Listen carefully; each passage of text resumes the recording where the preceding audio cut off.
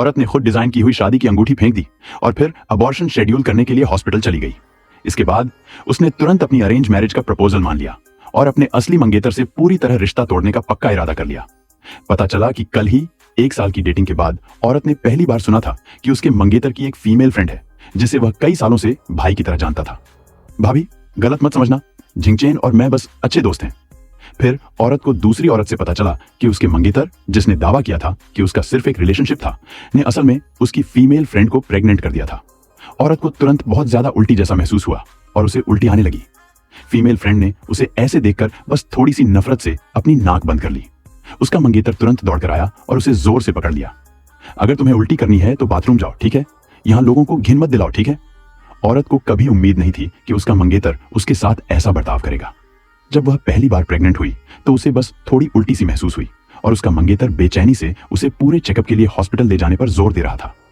अब जब उसकी दोस्त वापस आ गई है तो उसका मंगेतर उसे बिल्कुल अलग इंसान लग रहा है, उसे बिल्कुल अनजान। उसने बस प्रेग्नेंट औरत को घर से बाहर लॉक कर दिया। उसकी दोस्तों को भी लगा कि वह बहुत आगे निकल गया है। हालांकि मंगेतर को पूरा यकीन था कि औरत उसके बिना नहीं रह सकती। आखिर उसने खुद पूरे घर का खर्च उठाया था और उसे रेनोवेट किया था और उसे यकीन था कि वह उससे इतना प्यार करती है कि वह कभी नहीं जाएगी। उसने सबसे शर्त भी लगाई थी कि औरत बात मानकर माफी मांगेगी और कुछ ही मिनटों में वापस आने की भीख मांगेगी। महिला दोस्तों ने भी बीच में बात की, औरत की बुराई करते हुए कहा कि वह इतनी परेशान करने वाली है। उसे पता नहीं था कि बाहर खड़ी औरत ने उनकी बातें सुन ली हैं। इस समय औरत को आखिरकार अपने मंगेतर की बात समझ आ गई और वह बहुत निराश हो गई। इसलिए उसने हाउसकीपर को बुलाया, अपने माता पिता की तय की हुई अरेंज मैरिज के लिए मान गई और फिर अबॉर्शन शेड्यूल करने के लिए हॉस्पिटल चली गई। जैसे ही वह हॉस्पिटल से निकली, उसकी मुलाकात अपने बचपन के दोस्त एक सीईओ से हुई। वह जानना चाहती थी कि सीईओ वहां क्यों है, लेकिन उसे हैरानी हुई। उसने बताया कि वह वही अरेंज मैरिज पार्टनर है जो उसके परिवार ने उसके लिए तय किया था। औरत जानना चाहती थी कि सीईओ, जो अमीरलू परिवार का मुखिया है, उसे इतना पसंद क्यों करेगा। उसे क्या पता था कि सालों पहले जब उसने उसे पहली बार देखा था तो उसने चुपके से अपनी फीलिंग्स बता दी थी, लेकिन उसने साफ साफ नहीं कहा था। बस इतना कहा था कि वह उसके लिए एक अच्छी मैच है, अरेंज मैरिज के लिए एक अच्छी चॉइस है। औरत ने सोचा और उसे लगा कि सीईओ की बातें सही हैं, इसलिए उसने कहा कि वह अपना बिजनेस खत्म करने के बाद उससे शादी के बारे में बात करेगी।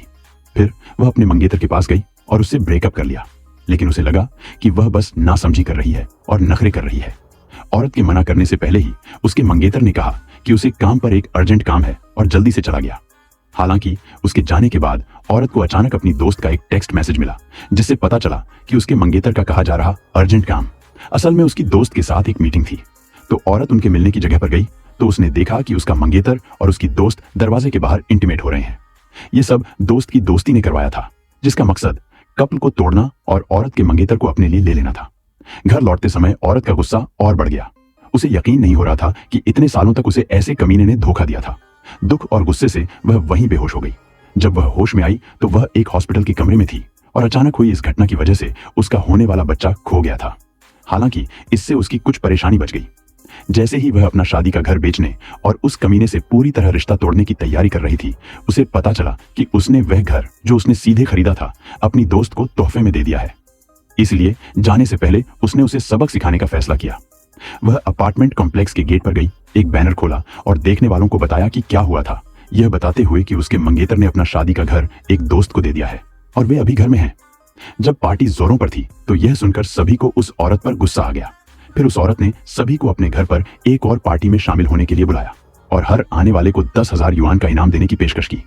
महिला और उसके ग्रुप के जाने के बाद सीईओ ने अपने असिस्टेंट को एक प्रोफेशनल रिपोर्टर को उनके पीछे लगाने को कहा और कहा कि वह चाहती है कि पूरा इंटरनेट उस दिन धोखेबाज पति के स्कैंडल से भर जाए।